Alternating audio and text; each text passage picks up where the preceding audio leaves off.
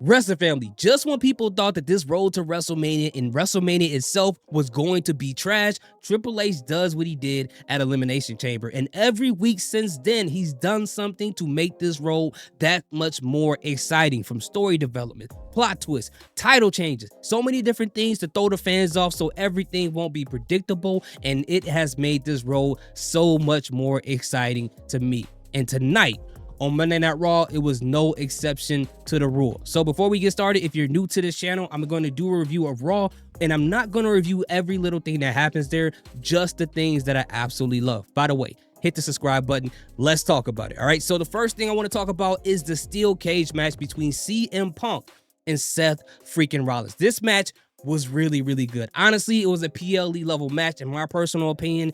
And CM Punk, you already know what he does in a cage. He's gonna kill it. Seth Rollins, one of the greatest wrestlers in this generation, he's gonna kill it as well. And both men tried to kill each other in this ring, and I cannot ignore the level of disrespect that was in this match. From CM Punk hitting Seth Rollins with the curb stomp, from Seth Rollins hitting CM Punk with the GTS, it just was crazy. But outside of the wrestling itself, the most exciting part was at the end, where Seth Rollins was sitting at the corner of the ring by the open door of the cage, and then Roman Reigns comes down and yokes up Seth Rollins out of the ring and starts to beat the brakes out of him. And by doing that, he cost CM Punk the match and allows Seth Rollins to win, which I think honestly was a perfect way to do this, because now CM Punk and Seth Rollins are tied up at 1-on-1 as far as their feud. Because remember, CM Punk won it at the premiere of Raw on Netflix, and now Seth Rollins has this win here, and this is a perfect setup for the triple threat match at WrestleMania. But on top of that, it gets a little bit more crazier and more disrespectful. After Roman Reigns hits Seth Rollins with the Superman punch, he then hits him with a curb stomp.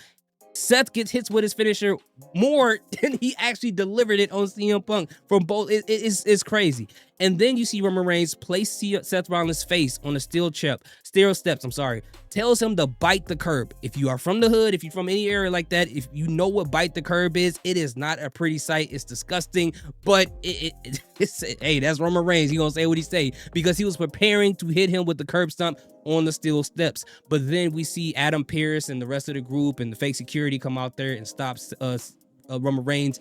And while they're doing that, while Roman Reigns is getting ready to push through them to go to Seth Rollins, you see his face look at the center of the ring within the cage, his eye just piercing through the cage, and the camera pans over to the ring, and you see none other than the Wise Man picking up CM Punk, helping him up. Roman Reigns lost his mind because his Wise Man was in the ring choosing while he was out there trying to beat up his nemesis, right?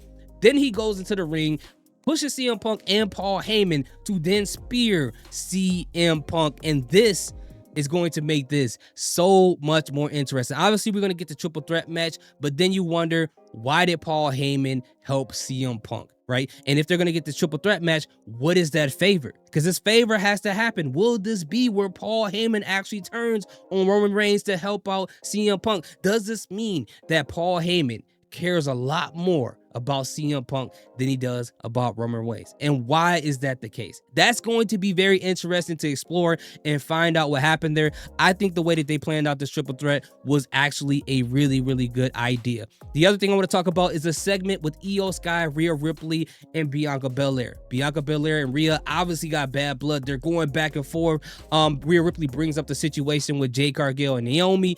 They go back and forth, and then you see Io Sky try to break this up. Rhea Ripley muffs the champion, which is kind of disrespectful. Then Io Sky tries to step in again.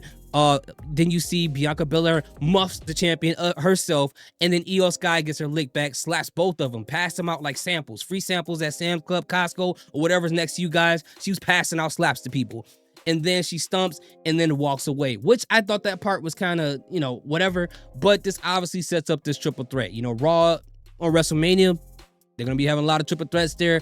I'll be at WrestleMania, so I'll definitely love to see both matches. Both of those matches are going to be incredible. I cannot wait to see those things happen. The other thing that I really did love about this is, as dumb as it might be to other people, I'm a person who laugh at stupid stuff. I'm sorry, it is what it is. To see Chad Gable come out with the luchador mask and then attack Rey Mysterio, help the New Day win that match, and then you see security yank him up, pull him out, and you see him running away. And as he's running through the crowd, he looks like a little kid who stole a cookie or something, and the parents is trying to chase them because the way he was running, he's so tiny. I think this storyline is very interesting, but it makes you wonder, like, you know, how serious is WWE taking American Made, especially with Ivy now losing, and you have the Creed brothers losing multiple times in title matches. So even though this is funny for Chad Gable individually, it kind of makes you wonder, how does the rest of American Made benefit from this entire situation? It's very interesting what they're doing with this whole thing. But I think those are the three main things that I absolutely love tonight. And I think I like the fact that Cody Rhodes came out and gave a pretty convincing and more aggressive promo than he did last week. It makes you wonder why he didn't present that last week, but you know what? That doesn't matter. It's not my story to tell. I'm here for the ride. It's probably going to make more sense next week when he face John Cena face to face. I don't know if he's actually going to face him. They said they're going to be under the same roof. So I don't know if that means that they're actually going to have a promo with one another, which I hope they do. I hope they do. If they don't, why even have John Cena there? You know what I'm saying? That's just weird to me. But at the end of the day, guys, just to end this very short review, overall Raw was pretty decent to really good. But again, the main event match was really good. The segment with Io Sky, Rhea Ripley, and Bianca Belair, best segment of the night in my personal opinion. The whole thing with Chad Gable was the funniest thing I've seen.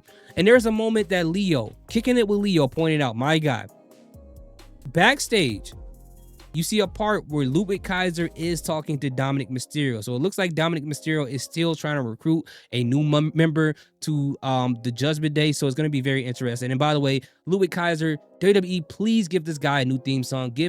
Let him be who he is, and, you know, be this luxurious snob, and, you know, and then make him do something interesting on his own. He don't need the Imperium theme song anymore. Let him be his own person. But at the end of the day, guys, overall, Raw was pretty good. I did like it so much. But so, what do you guys think about this episode of Raw? Let me know in the comment section. Thank you guys so much for watching. Salute, peace, have a great day.